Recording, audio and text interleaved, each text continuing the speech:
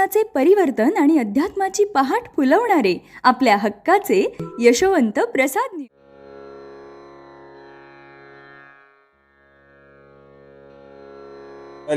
कवरदा हरी विठ्ठल श्री ज्ञानदेव तुकाराम पंढरीनाथ भगवान की जय. परमहंस सद्गुरु श्री यशवंत बाबा महाराज की जय. पार्वती पते हर हर महादेव हर. सज्जन हो, आजच्यासाठी सद्गुरु यशवंत बाबा यांचे सुवचन म्हणजे नामाने व कामाने मनुष्याला श्रेष्ठत्व प्राप्त होते. हे आहे आजचे 26 डिसेंबरचे सुवचन. शिवाला नामाचा आधार आहे आणि नामाने कळी काळाला देखील दास बनविले आहे. काशीमध्ये मरण आले तर मोक्ष प्राप्त होतो, पण त्यावेळी अंतःकरणात नामाचे चिंतन करावयास पाहिजे. इतर सर्व साधने दोषयुक्त आहेत, पण नाम हे आपले जीवलग सोयरे आहे. श्रीहरीचे मुखकमल पाहिल्यामुळे माझ्या सुखालाही सुख प्राप्त झाले आहे. सर्व जीवन आनंदरूप होऊन गेले आहे. किती वेळेस पाहिले तरी पुन्हा पुन्हा पाहावेसे वाटते. अशा या यशवंत अक्षराची गोडी जिभेलाही लागलेली आहे. त्या गोडी पुढे अमृत देखील फिके आहे. संतांच्या मुखातून प्रकटलेल्या वचनाचे श्रवण आणि त्यामुळे सर्व प्रकारचे द्वैत मावळून गेले. मलविक्षेप व आवरण यामुळे मन अशुद्ध झाले होते, पण संतांच्या वचनामुळे ते मन आता स्फटिकाप्रमाणे शुद्ध झाले आहे. यशवंत माझ्या जीवीचे जीवन असून तो स्मरण मात्र संतुष्ट आहे. केवळ स्मरण केल्यास जो संतुष्ट होतो, अर्थात जे महाराज, त्यांचे स्मरण कधी करावे तर कधीही करा. याला मुहूर्ताची गरज नाही, कोणताही काळ अशुभ नाही. कुठे केले असता चालू शकते, कुठेही करा. कुठल्याही आसनाची गरज नाही, बैठकीची गरज नाही. शरीर कोणत्या का अवस्थेत असेना हरकत नाही. इतकी मुभा दिलेली असून सुद्धा स्मरण का होत नाही हा खरा प्रश्न आहे.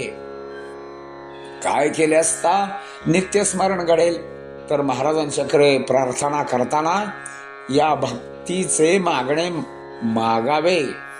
महाराजांच्याकडे ही भक्ती मागावी, भक्ती द्यावी. निश्चयीशी दिवानिशी दिवानिशी प्रेमयुक्त दिवस असो रात्र असो हे स्मरण नित्य होऊ लागले की अन्य काही करायची गरज आहे का?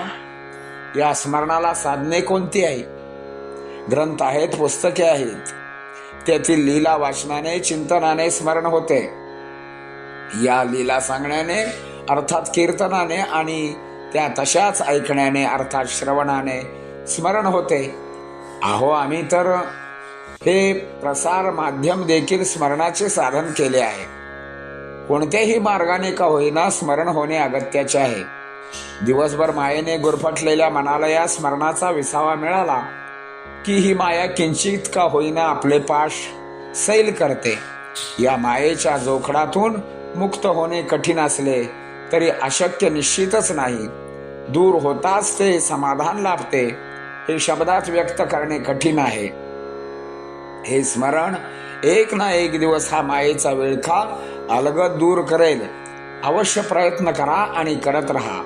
हे गुरु, मी माझा प्रारब्ध भोगेन, मी तुझ्यावर भार घालणार नाही. तुझे नाम ध्यान चित्तात असावे एवढेच दान दे. गर्भवास सर्वजण नको म्हणतात, पण तुझ्या प्रेमाने त्या गर्भवासाचे भय राहत नाही. हे चिदान देगा देवा, तुझा विसर न व्हावा.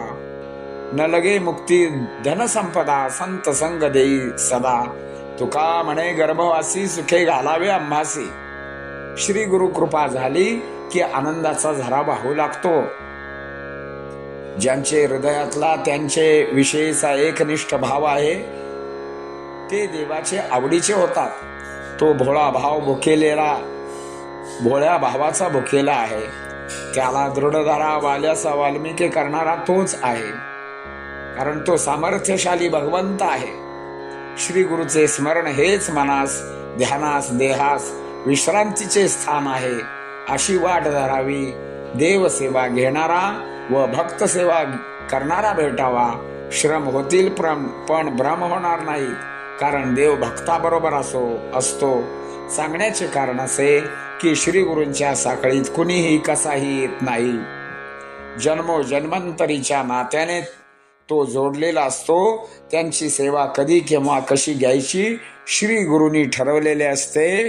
कारण जन्मोजन्मी आम्ही बहु पुण्य केले तेव्हा या विठ्ठले कृपा केली, हे सगळे पूर्वीच ठरलेले असते.